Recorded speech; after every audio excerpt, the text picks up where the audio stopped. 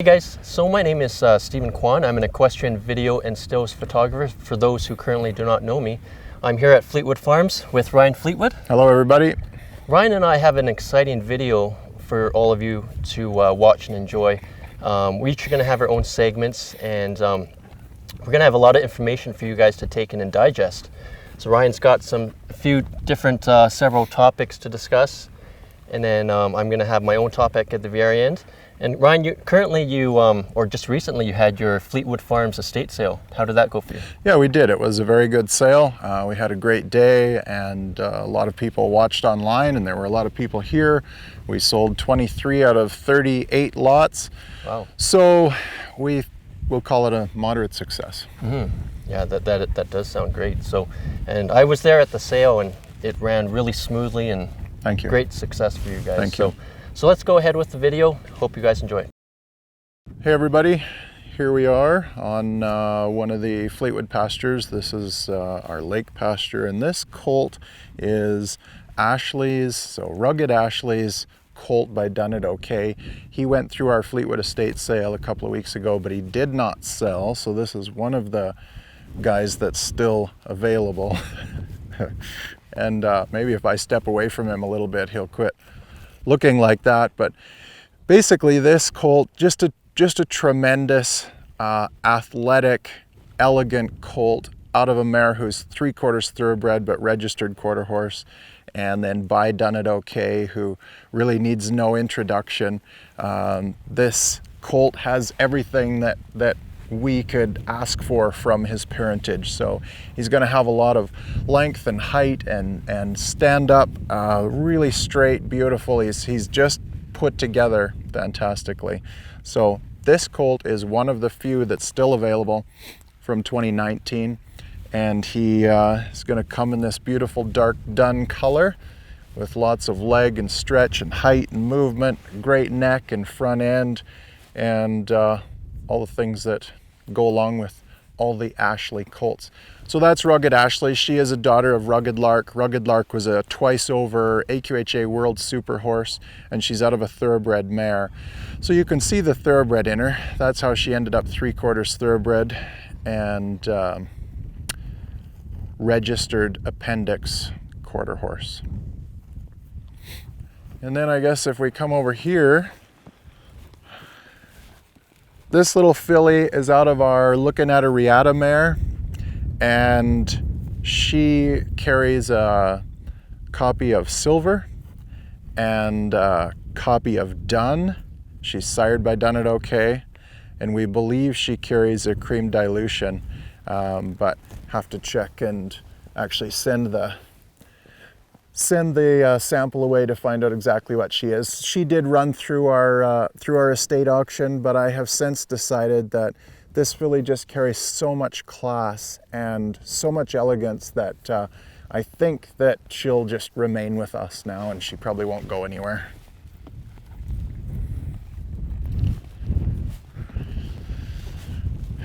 This is the other Rugged Lark daughter. And she's out of a daughter of Shorty Lena. So the cool part about her is that so many of the Rugged Larks, like Ashley, were out of more thoroughbred or English discipline type mares, whereas this mare is more of a cow horse bred on the bottom side. And then that's her colt right there with his butt to us, and he sold in the estate sale. He's sired by our Starstruck Done It horse.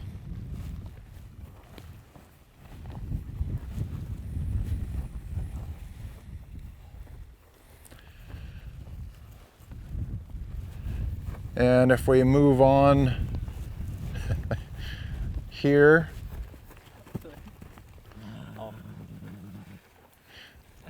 so the red dun mare with her ears up is a daughter of our Jack's FedEx, and her colt is a Shiver Shake, the one that's laying down, and he sold in the sale. Yep, that guy. Hi, wake up. Good morning. Good morning. You gonna get up? Or just stay there? Yeah, this is a tremendous colt too.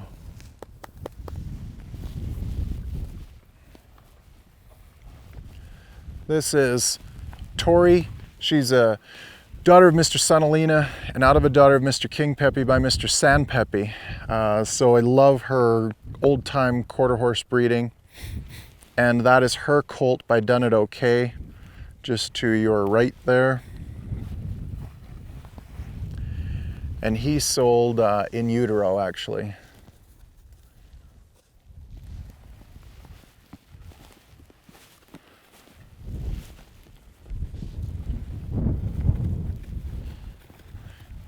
This filly is a Shiver Shake, and she's out of a daughter of Simply a Spark, who is out of a daughter of New Cash. This is a pretty tremendous filly, and she is sold as well, but we're sure happy with her.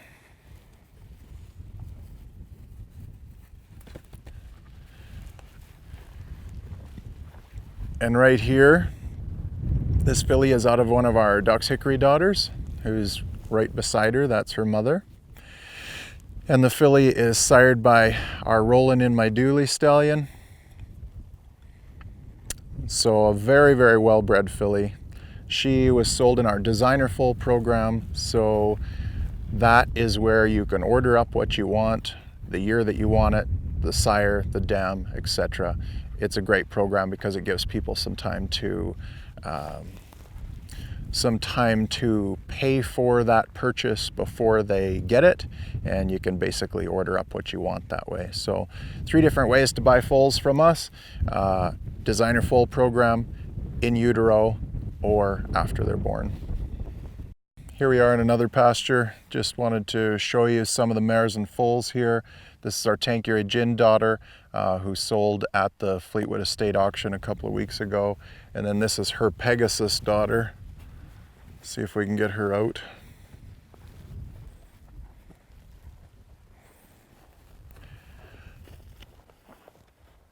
And she sold at the sale too. And here, this buckskin mare is a daughter of Jack's FedEx, and her filly is by Silver Lincoln.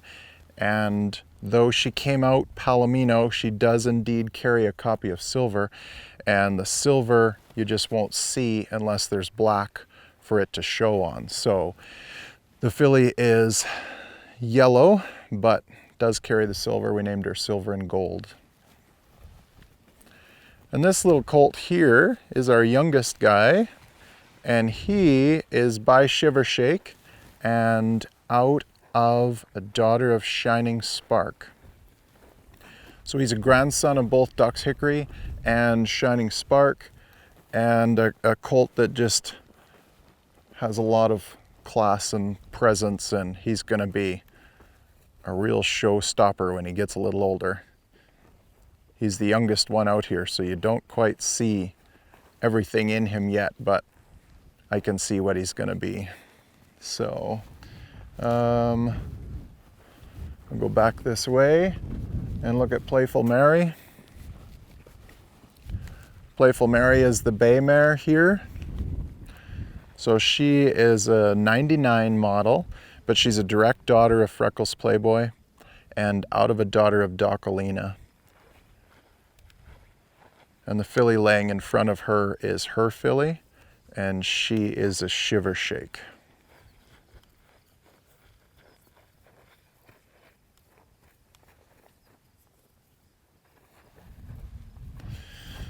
And if we look over this way,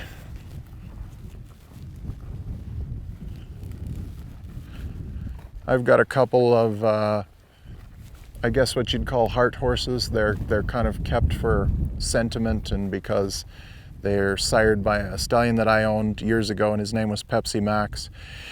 And I have 2 of those mares, and this is one of them. Her name is Promise. And Promise got her name because she was born after her daddy died, and I promised her that she would never live anywhere else. So she was my riding horse for quite a few years. And then we started to breed her, and so she's had a few babies here now. And this is her filly right here. She's sired by Champ Silverado, and though she is red and doesn't have the black to show it, she also carries silver.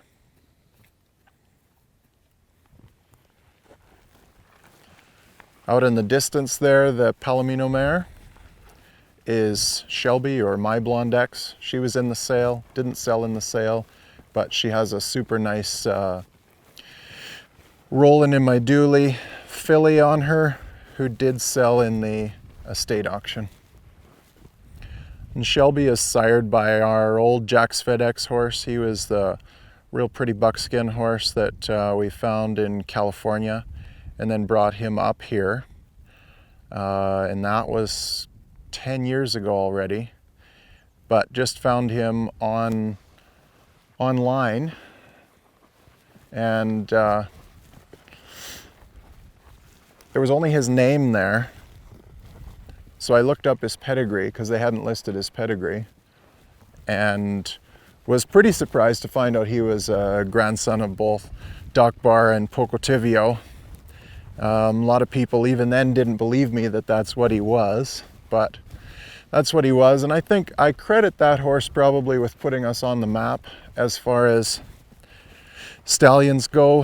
He just had this, what they call the look of eagles. My mother called it the look of eagles. He was this regal, magnificent, short-eared, sharp-featured, beautiful horse. You know, he really showed his breeding. And so we've kept a lot of his daughters in the herd and used them. They've really done us well.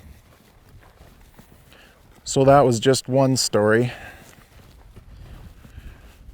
So coming up here, this is Bobby, Gruya, daughter of Jazz Poco Golden Blue. She's been a very popular mare here. She's done us very well. And so she is out of a granddaughter Poco Bueno. So she's kind of line bred back to that old foundation breeding and the Poco Bueno breeding, which we have always loved. My mother had a Poco Pine bred horse that was probably her favorite that she ever rode. And of course, Poco Pine was a son of Poco Bueno. The filly on this mare is a Done It Okay, and we also put her through the sale, but I have since decided that I'm going to keep this filly. She's a great filly, easy to deal with, super nice to be around. She's homozygous black and homozygous dun. She's 5-panel clear, so we'll keep her in the broodmare band and use her in the future for sure. That dark colored filly out there is this one is a Starstruck Dunnet. She is a buckskin, believe it or not. And one of the only 2 Starstruck Dunnets that we have from last year. But a really beautiful, tremendous filly out of an old line-bred Sugar Bars mare. This is Zoe. Bar IJ Poco Sugar is her registered name. And Zoe's been a great mare for us. She was one of the favorites of my mom's. And she's sired by an old stallion that we ended up owning, and his name was C.E. Poco Carablanca. And C.E. Poco Carablanca was blind when we got him. And he had some degree of founder and bowed tendons and all sorts of problems, but he was a really neat old horse because you could do anything with him. He just trusted you so much that you could easily get him, you know, step up into a trailer, into a barn, or down, whatever he had to do. It was pretty neat to deal with a blind horse. He really had to trust his humans. This mare is Frankie. She is a Jack's FedEx daughter, and I just talked about Jack's a bit ago. She's out of an old mare who still had Leo on the face of her papers, and she really brings some size and class and style to the broodmare band. So many times people want horses that are going to have a little more height than what a lot of the pedigree does that we carry here. it's hard to find height in kind of that old timer cow horse pedigree like what we tend to like. And that bay colt with the wrap on his leg is her colt. He went through the sale but didn't sell there. And the other colt that you're looking at now is out of Silken and by Done It Okay. He also went through the sale but didn't sell there. And he's very cool because he carries both the dun factor and the silver dilution. So he shows all the classic dun factor, the leg barring, the transverse stripe, and the line back, and the shadowing on his ears and all that stuff.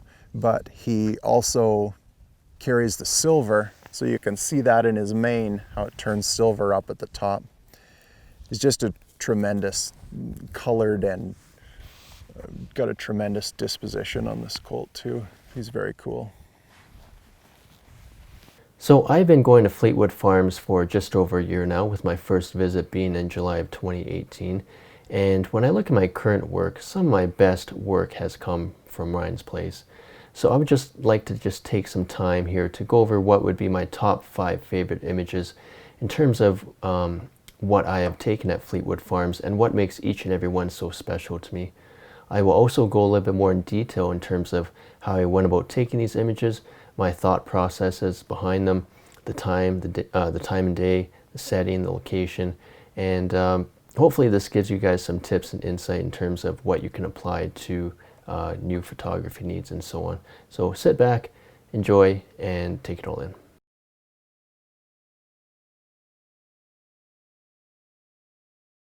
Here is number 5. I know when I first see this image, many will just say, well, you know, it's just a herd, which is true, but to me it's much more than that.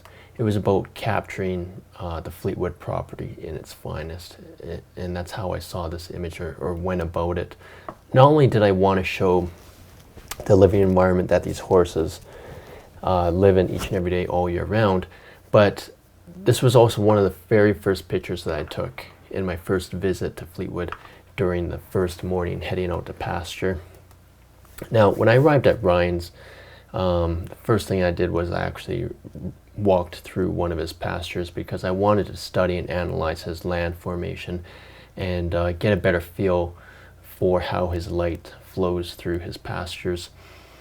And because when you work with sun and hills, there are many things that you can do to manipulate that light that you would not be able to achieve on flat land. You know, you can work with different angles and you know, including getting some aerial shots.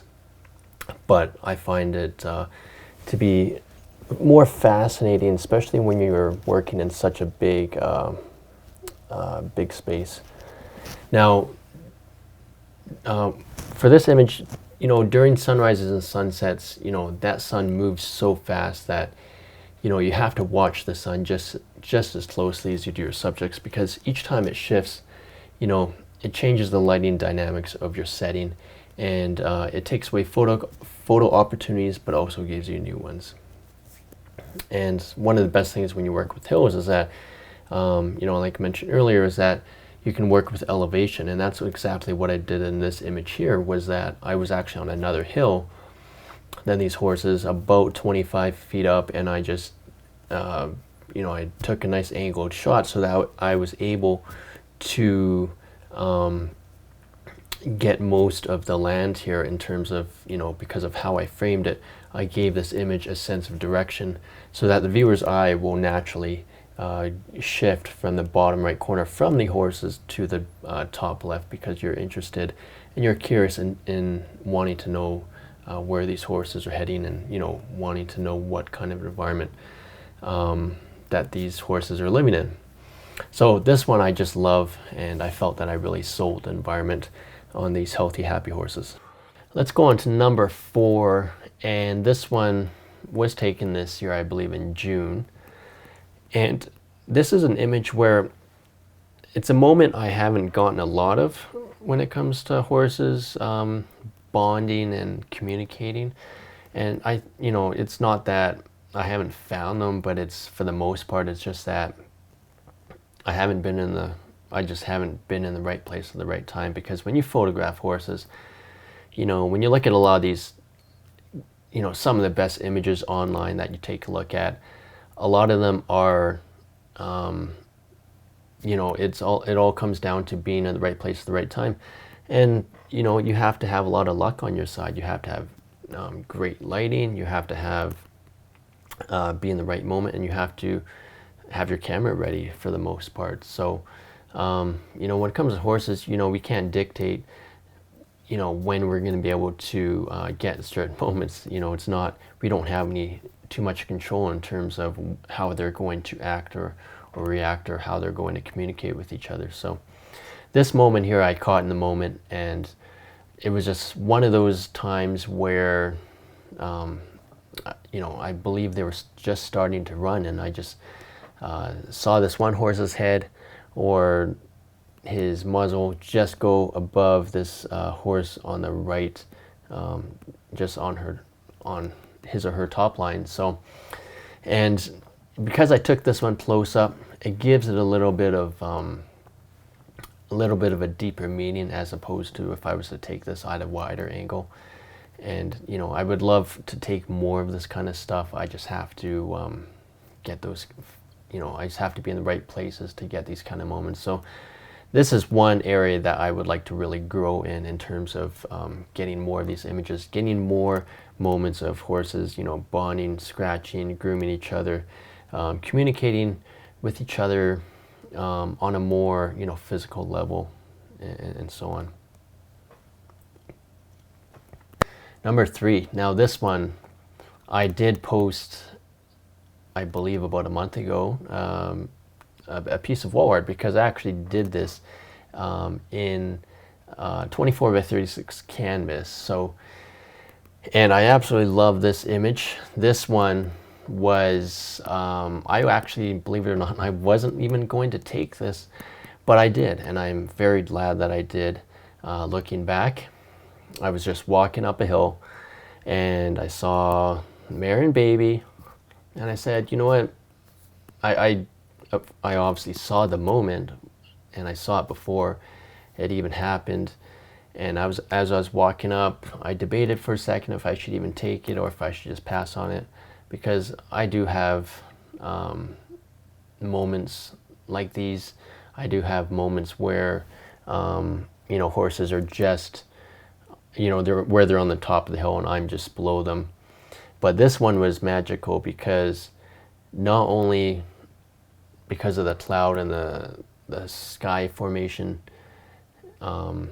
but because obviously the mare and foal they have their ears up and they're looking in different directions, and they're both very curious. So, so they're both focused on something, and, you know, obviously if they didn't have their ears up in this picture, it definitely would not have the same meaning.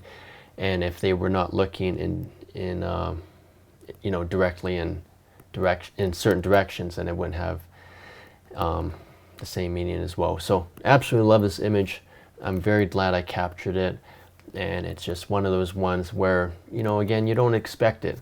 I didn't expect it. So you know, when you go about taking pictures and learning photography, some of your best moments, in fact many of your best moments, are going to be ones that are unexpected. They're not going to be ones that are planned. They're going to be ones exactly like this one. Number 2. This one is, I think it sells itself, you know, two foes scratching each other. And I captured this one on the very same night of number 1, which I'm going to show after this one. And it's on the same night of, or at least the same weekend of, you know, at least 4 or 5 of these other pictures that I showed in my top 10. The golden hour in this one was absolutely beautiful.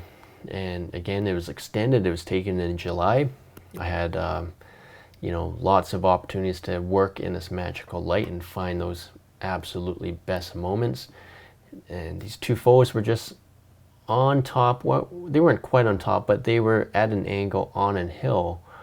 And because I was on the same vertical plane as them, I was able to get this so that when you look at it,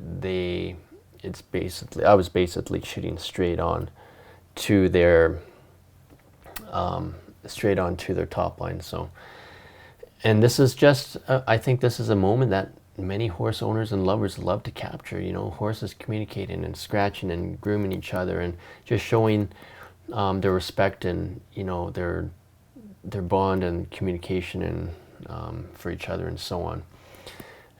And when I look back at this image, you know, I think this one's going to be pretty hard to beat because the way that I captured it in this kind of light, and you know, these two foals are, you know, they're pretty close to the same size, if not the same size. So that obviously helps framing your subject. If this was had two foals and one was a lot bigger than the other one, it wouldn't quite have the same impact.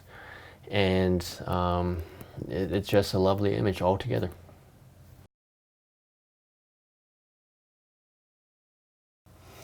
And we are here at number 1.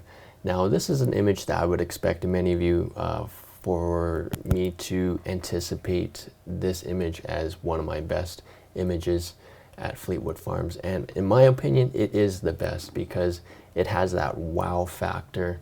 And there's a reason why I have this in 40 by 60 in my house. And it's going to be shown as a main piece in trade shows when I do get around to it. So, so this image, I mean, there's many different things to it, but it's one, as soon as I shared it last year, it was talked about a lot. So it's one of my most talked about images. And it's one where I've gotten endless questions on in terms of how I got these deep, rich, saturated colors. And I'll go more into detail on that in just a minute. And this image I took on during my first visit at Fleetwood Farms last July. It was a Saturday evening. I was out in the field with Ryan. He was taking pictures. I was as well. And it was during the second half of the sunset. This image actually almost never happened because I was just about to ask Ryan to head back to the house. So how I went about taking this picture was I was sitting there for about 10 minutes. And I saw this foal was isolated from the rest, so I had you know, that complete subject isolation, and just happened to walk parallel to me, and I just figured, you know, well, this lighting isn't the greatest because it was starting to, well, for the most part it was dying off, but this foal was just walking from my left to my right, and I figured, well, let's take this image, but I wanted to take an HDR, and this is how exactly I took this image to get these colors. Now, what HDR is, for those who don't know it, is it's basically where your camera takes 3 different pictures at 3 different exposures and puts them into one. And what it does is it balances the shadows and highlights of your image so that you don't get any great variation between the two. Now with this image here, so as the foal was coming into my frame, I just took one picture. Right away, once I looked at it off my camera, I knew that this was going to be a real stunner. So there you are with my top 10 favorite images at Fleetwood Farms to date. And hopefully that gives you guys a little bit of an insight in terms of how I work and my thought processes behind my images and how I went about them. And obviously I have a huge preference in terms of you know, working in the golden hour. There are certain times of the day that I will not work in. I am quite specific and quite picky in terms of how my subjects and how my environments are lit, because I know well enough by now just how much of a factor you know, your golden hour and your lighting conditions will have on your images and your opportunities as well. So now next week I will be sharing 2 or 3 new images that I just took at Fleetwood Farms just this past week when I shot the video with Ryan. And so look forward to it over the next few days as I go about sharing these images. And I have a feeling that 1 or 2 of these pictures are going to be one of the top 10 to date. So there you are, guys. Talk to you soon.